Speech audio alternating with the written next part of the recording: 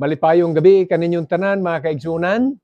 Ang pasumpay sa ato karon pagtuon mahitungod sa Church Covenant musintro mahitungod sa atong kaugalingong pamilya, maingon man pakigsaad sa Dios alang usab sa mga katawhan. Handom nato nga daghan pa ang makaila kay Ginoong Hesukristo nga atong Dios ug atong manunubos. Mamalihog ko kaninyong tanan. Ablihi ang inyong mga Biblia sa Deuteronomy chapter 11 verses 18 to 21. Therefore shall ye lay up these my words in your heart and in your soul, and bind them for a sign upon your hand, that they may be as frontlets between your eyes. And ye shall teach them your children, speaking of them when thou sittest in thine house, and when thou walkest by the way, when thou liest down, and when thou risest up. And thou shalt write them upon the doorpost of thine house and upon thy gates, that your days may be multiplied, and the days of your children, in the land which the Lord sware unto your fathers to give them, as the days of heaven upon the earth. Ang Dios magapanalangin kanato mga kaigsunan sa pagbasa sa iyang bililhon nga mga pulong.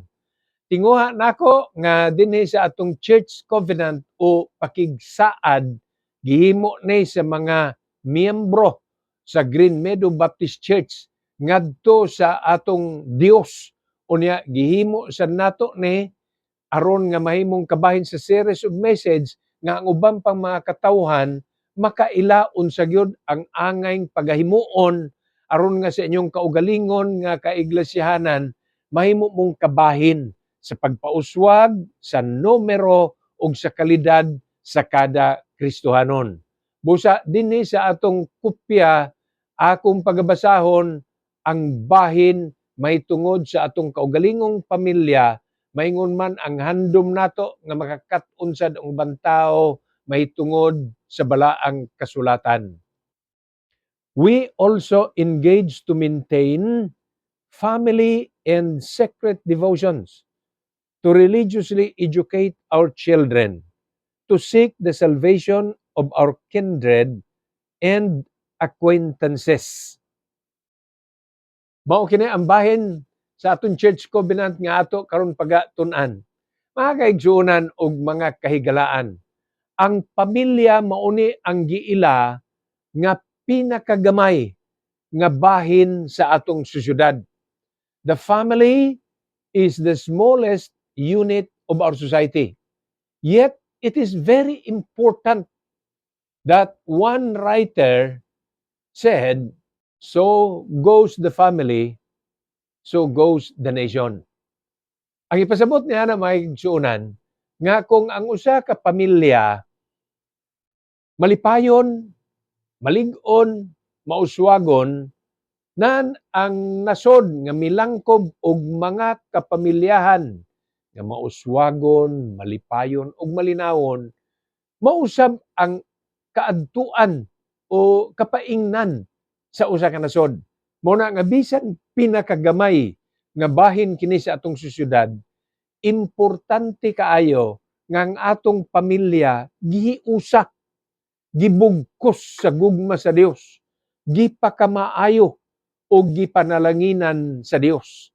Tungod ni ana ang pag-ampo nga panaghiusa kinahanglanon mao nang ingon nga family devotions. Dinhi sa atong gibasa sa Deuteronomy chapter 11 verses 18 to 21, naapil dinhi ang pagtudlo sa atong mga anak, mga ginikanan nga nagapaminaw karon.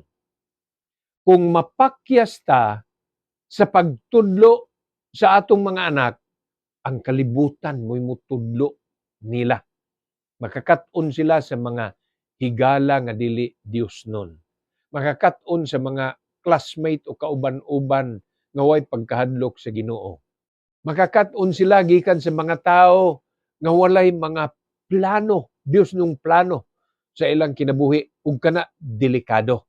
So teach your children, or else the world will teach our children the worldly way. Dinhi sa ginatawag nga family devotions, gibase nato ni sa Old Testament ug sa Deuteronomy gipahimangnuan ang mga ginikanan. Bisag galingkod ang mga anak, may panahon makatudlo ta. Nagatindog, mo'y pagbangon, paingon na magtulog, pwede ta nga makatudlo kanila. Og ang pinakaimportante nga maitudlo sa ginikanan nga na sa iyang mga anak, mao ang pulong sa Ginoo. Kung lalison pa gyud ni kanang naay contentious nga tawo nga moingon, pastor dili oy. Ang pinakamaayo gyud maitudlo nato sila unsaon nga manginabuhi. Apan mga kaigsunan, numduman nato kini. Ang matuod nga kinabuhi kinahanglanon og spiritual nga pagtuon. Og kung itudlo nimo og una ang pulong sa Ginoo, pasaligan ko ikaw igsuon og higala nga nagatudlo usab ikaw unsaon sa pagpanginabuhi. Tinuod na. Bisan tinuod og diri sa Biblia wala gipahanay unsaon nga siya magtanom og kaumahan, tingali mahimong empleyado, apan dinhi sa nan gikan sa pagpanguma, mahimong employment o pagdumala niya sa iyang kaugalingong negosyo, kung itudlo nimo ang pulong sa Ginoo, niya dinhi ang mga pamaagi muuswag ang iyang pagpananom, muuswag ang iyang pagpangempleyo, magmaayo ang dagan sa iyang pagnegosyo. Kay ang pagduma nini, makakita ta og prinsipyo sa balaang kasulatan nga ma-apply nato dinhi. Mao nay ginatawag nga presuppositions. Mao nay maapil sa ginatawag nato biblical principles. O gikan sa atong makita nga prinsipyo ni. Unya Biblianong prinsipyo maitudlo nato, og ang presuppositions mga kamatuoran. Presuppositions are truths that are found in the Bible. Mao na nga mao ning kabaliktaran, tudloi silang manginabuhi apan di matudloan sa pagkahadlok sa Dios. Ang kapaingnan gihapon ni ana taong masinampakon, tawo nga usikan, waldas kung unsa man ang naa sa iyaha. Dinhi sa family devotions, ilakip nato dinhi ang pagtudlo mahitungod sa pagrespeto sa ginikanan. Dili lang panginabuhi, di lang unsaon mabuhi, apan ang respeto sa naa sa otoridad. That is why, in the first verse that we have read, it was declared that you have to put these words in your heart. It's a commandment. A declaration that goes to a commandment that put these words in your heart and then bind them. Ibutang kini, huktan kini. Kanang madali lang makita sa ato pa buntag na nagtudlo og pulong sa Ginoo. Udto na ay biblical principle nga ilang nakita ang pagkugi. Gabi naa sila nakita gihapon nga kabahin sa pagpanudlo sa balaang kasulatan. Morning, noontime, evening time, anytime sa atong panagawi ug sa atong pagkinabuhi, nagatudlo kita. Dili lang sa pulong. Apan nagatudlo ta pinaagi sa atong pagka-ginikanan, pagka-ato nga masinulundon sa pulong sa Ginoo nga mausad ang angayang kopyahon o himuon sa atong mga anak nga atong ginapanton ug ato usab ginaalimahan nga magdagko nga mahimong maayo, responsible citizens, ingon pa. Sa verse 21, nagdala ni og saad. Ug ang saad niini kung mahimo nato malinawon, malipayon, lugway nga kinabuhi. Gusto ta ni ana na may uban nga taas tinodog kinabuhi pero dili pud malipayon kay kaguliyang man ang palibot, dili sila ni ana. Apan ang ato pag naitudlo niya pasalig nis bala ang kasulatan, akong basahon, that your days may be multiplied. Di lang dugangan ha, dili lang addition, multiplied, pilo-piloon. May taong namatay 20 anyos, pero pilo-pilo katulo ng 20 anyos. Mahimong 60. Pilo-pilo siya makaupat, mahimong 80. Moabot ta. Pwede sa ingon ni anang mga pangidaron sa tabang sa Ginoo apan gusto nato nga kini malipayon nga pagpuyo. Next dinhi, secret devotion. Ang angay gyud ini unta personal devotion. Pero pag ingon nato nga secret devotion, mauni ang kinaugalingon nato og panahon nga idalit ngadto sa Ginoo. Ato na. Matthew chapter 6 verse 6 mga kaigsunan. But thou, when thou prayest, enter into thy closet, and when thou hast shut thy door, pray to thy Father which is in secret, and thy Father which seeth in secret shall reward thee openly. Mga kaigsunan, i-apply nato ni literal. Mas maayo gyud nga sa nagaampo kita kanang atong personal devotions, naatay pribadong lugar, naatay dapit nga kaampuan nga dili ta matugaw, di ta madisturbo sa uban. Mo na nga iampo nato magbaton tag resources, lugar, ug naatay ginatawag nga prayer chamber. Luna ba? Di gud pa espesyal na nga lugar pero asama niini atong namutangan. Dinhi ko kasagaran mga kaigsunan. Maggamit sa panahon sa pag-ampo nganha sa Dios alang kaninyo mga kaigsunan. Nagsugod ko sa prayer dili ingon ini. Pero karon nga gihatagan og kay gayunan sa Ginoo may lugar nga sama niini. Gawas dinhi ta maka-record, but it is used as a private place in order to open up everything to the Lord. Now, let us also apply this in the biblical context. Dili ni literal lang kahulugan. May advantage nga atong iliteral nga maglain gyud ta. Private place para makaduol sa Ginoo. Ang ato naman dinhi nga pagatan-awon karon, pag muingon ta nga close the doors, unya mag-ampo, gusto sad nato nga focus ang atong atensyon sa atong pag-ampo. Mao na nga pag-ingon dinhi sarad ayaw na paggunahunaa na apaman di ay kay tiwason nga labunon. Pag nagsugod na ka og ampo o inig-schedule nimo sa pag-ampo, tanawon daan mahan-ay ang uban para nga di ka makahuna niya balikan nimo unya ika sorry Lord ako sang adtuon to akong nilungag balikan ta lang ka unya nay mga hitabo nga ingon ni ana pero tanawon ninyo unsa ang kamaayo kung naa ka mo'y luto, kunya naabtan sa panahon na sa inyong pag-ampo, kung pwedeng palungon usa, kanon lisod man na, no? Mahilaw hino na. Pero kung naamoy ginalatan diha, unya di nyo gustong mahubsan, dunay prito, pwede pa man na mo undang og kadali. Kay prayer, gusto ko makakonsentrate.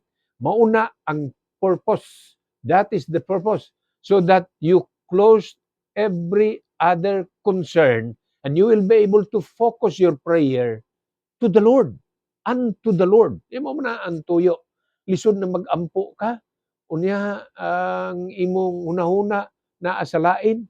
Nakakita nako og nagaampo sa jeep mga kaigsuunan. Ang pag-ampo kanang may beads gani. Unya mukalit lang siya og duko si ka-pick up sa iyaha nga rosaryuhan nagaampo na ito kay nagalihok man sad ang ngabil pero taod nong plete nong nya padayon na sad og ampo nya mo ingon badara nya mo padayon sad og ampo dili ingon na mga kaigsuunan ang atong prayer we want that we have this time in prayer focused secret it means private gusto nato nga ang pakig-istorya nato ngadto sa atong Dios na sentro gyud nato mo nay kahulugan. O ingon sa Matthew chapter 6 verse 6, pray to the Father in secret, He will bless thee openly. Sa ato pa, mapainubsanon, exclusive nga pag-ampo, gusto nato ma-focus gyud nga pag-ampo, ang panalangin sa Ginoo ibubo niya. Pray in secret, blessings come in the open. Ingon na ang gawas. Ikatulo nga bahin, seek the salvation of my kindred and acquaintances. Ang papel nato mga kaigsuunan nga nakadawat sa maayong balita mao ang pagpaabot sad ni sa uban muna himuon nato nga pakigsaad nga bisan ang atong mga kadugo, paryente, ay pasabot na ko nini, ug bisan pa mga kaila, mo acquaintances, higala, mga kaila, mapaabtan po nato sa pulong sa Ginoo. Mao nay handom usab sa atong Dios. Mark 5:19 and 20. Howbeit Jesus suffered him not, but saith unto him, Go home to thy friends, and tell them how great the Lord hath done for thee, and hath had compassion on thee. And he departed and began to publish in Decapolis how great things Jesus had done for him, and all men did marvel. Nahinumduman ninyo ang tawag lag Legion? Ingon siya, Legion akong pangalan kay daghan me. Ang pulong nga Legion, usa na ka grupos mga kasundaluhang Romanhon, nga dinaghan. Dili ni ingon nga usa ka squad lang. Unang Legion kay daghang bad spirits. Sa dihang gipahawa ni Jesus ang mga evil spirits kay Legion, gusto siyang musunod kay Jesus. Kanang dili mo sunod nga follower ha. Gusto niya mo uban-uban kay Jesus. Pero ang sulti ni Jesus, pauli. Sultii ang imong mga katagilungsod. Ang imong pamilya, sultii sila. Unsa kadako ang gibuhat sa Dios sa imuha. Kabilinggan nato mga kaigsunan nga human na dawat nato ang kaluwasan, maisulti pamilya. Kung ikaw pa lang nakabaton sa kamatuoran sa inyong pamilya, ikaw pa lang nakabaton sa kinabuhing dayon, isulti sa imong pamilya. Usahay di sila mo sabot niya na. Usahay ikaw pa'y dautan, ikaw pa mo'y kontrahon. But you have the responsibility to seek for the salvation of your kindred, mga paryente, acquaintances, your friends, ug iyang gisultihan, iyang pamilya, mga katawhan sa Decapolis, ug daghan ang nahangangha, daghan ang napanalanginan. Iyon na ang atong panaad mga kaigsuunan, nga ang pulong sa Ginoo, nadawat natong libre, ato sa ipaabot sa uban. Freely receive, ingon pa, freely give. Unta, mahimo nato ni nga kabahin sa panaad. Family devotions, palig-on sa pamilya. Personal devotions, kung secret prayer. Panahon nga makigistorya ta sa atong Ginoo. Seeking for the salvation of our kindred and acquaintances. Ang atong paryente, atong pamilya, atong mga higala, mapaabtan sa unta nato sa kamutuuran, may tungod sa plano sa Dios sa kaluwasan. Pakigsaad, tumanon nato kini. Ang Dios magapanalangin kanatong tanan. To God be the glory and shalom.